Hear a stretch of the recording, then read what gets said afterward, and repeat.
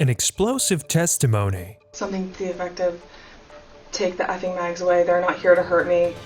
Let them in, let my people in. During a surprise hearing from the January 6 committee. A disturbing discovery. They found was nothing short of horrific. What officials found inside a semi-truck in San Antonio, Texas. And the future of journalism. I think that starting in a small market definitely seasons you.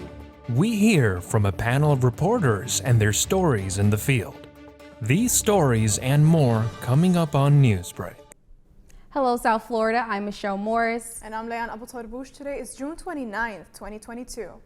Live from the South Florida Media Network's Biscayne-based studios in North Miami, this is SFMN Newsbreak. Bombshell testimony as a former top White House aide reveals shocking new details about former President Donald Trump's behavior on the day of the January 6th Capitol riot.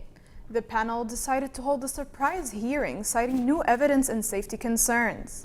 DC Bureau reporter Nicole Castaneda brings us the latest on what happened on Capitol Hill.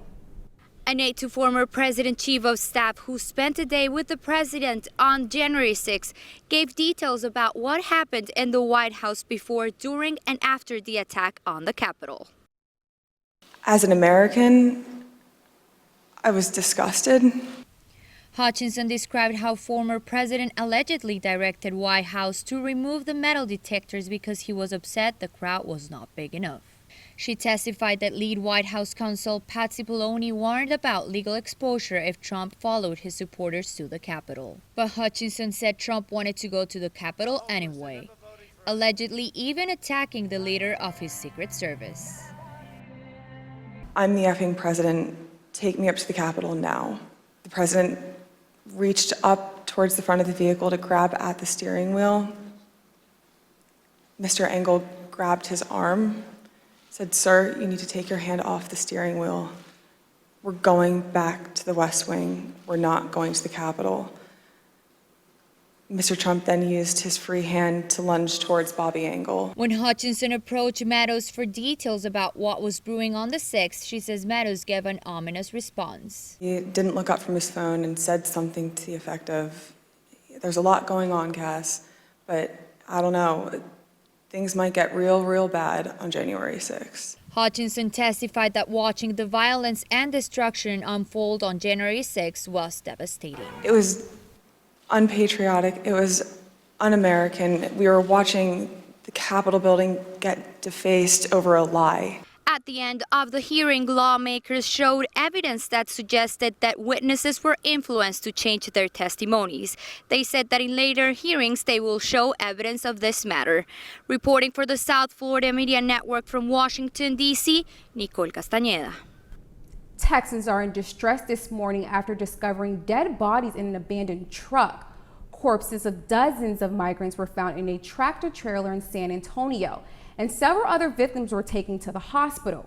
Officials say this may be the largest migrant tragedy the city has ever seen. Seeking refuge is always a humanitarian crisis, but tonight we are dealing with a horrific human tragedy. Authorities say they have searched and rescued more than 14,000 people along the U.S.-Mexico border since last October. Unfortunately, not all migrants were found in time. 3 people were taken in custody, and Homeland Security investigators are now taking over the case. Parents waking up behind bars this morning after a tragic shooting that led to a child's death. Last weekend, 45-year-old Roderick Randall left his gun unattended at the Lions Motel in Pensacola. Things took a turn for the worse. Randall's 8-year-old son grabbed the weapon and accidentally killed 1-year-old Casey Bass. Also caught in the crossfire was Casey's older sister, who was rushed to the hospital and is expected to survive. We need these parents to step up and do a better job, because the decisions that they make can cost, in this case, they can cost the lives of our most precious resource, that's our children. Randall and his girlfriend Haley Hart, who was sleeping during the incident, have been convicted with negligence on a child. This morning, Jeffrey Epstein's former associate wakes up behind bars to her role in sex trafficking minors. Ghislaine Maxwell was sentenced to 20 years in prison yesterday for working with Epstein for years. They would sexually abuse and exploit underage girls. Epstein was charged with sex trafficking in 2019, but committed suicide in prison. The unanimous jury has found Ghislaine Maxwell guilty of one of the worst crimes imaginable, facilitating and participating in the sexual abuse of children, crimes that she committed with her longtime partner and co-conspirator, Jeffrey Epstein. The road to justice has been far too long. The judge said Maxwell won't be punished for Epstein's crime, but for her own. Moments after the decision, she apologized to the victim and hopes her conviction brings them closure. On Tuesday, 4 local TV and print reporters talked about the future of journalism. In a 2-hour event sponsored by NBCU, FIU's Department of Journalism and Media, the National Association of Black Journalists, and the National Association of Hispanic Journalists, they printed an optimistic picture of what's ahead and described their careers. Interim Department Chair Dr. Susan Jacobson introduced the participants, including reporters from Channels 6, 7, and 10, as well as the Miami Herald. The moderator was the network's Chris Gomez. It's been a roller coaster season for the Marlins. We take a look at the highlights from yesterday's game. That's still ahead, and so is this story. When we're looking at the depth and size of some of these holes that we found on the beach, this wasn't just really a sandcastle. A trend on TikTok can cause more harm than fun. The dangers it can have for beachgoers and sea life. Newsbreak will be back in 2 minutes. Freedom. It's at the core of who we are. The freedom to live without fear, to jog where we please, to wear a hoodie. The freedom to breathe. Before we celebrate the freedom most Americans have, we must fight for the freedom all Americans deserve. Because all lives can't matter until Black lives matter.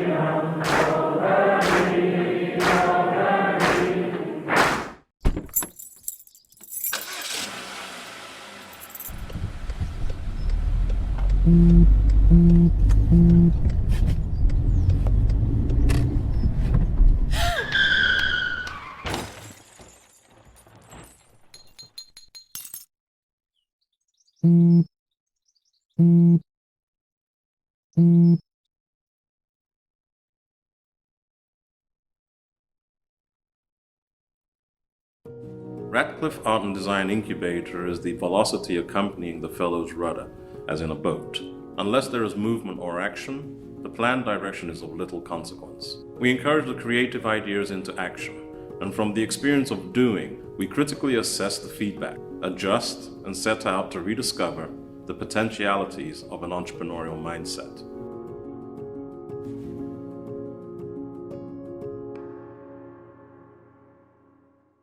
STEM is precise, no margin for error. Dare to forget that. Dare to have fun with it. Get weird with it. Dare to send those old STEM theories flying past the neighbor's house into outer space. Dare to program something internet-breaking, record-breaking.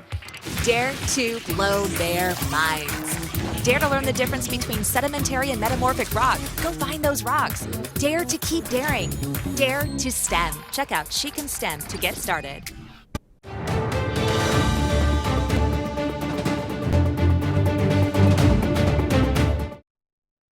A troubling trend on TikTok is upsetting beachgoers in Southwest Florida.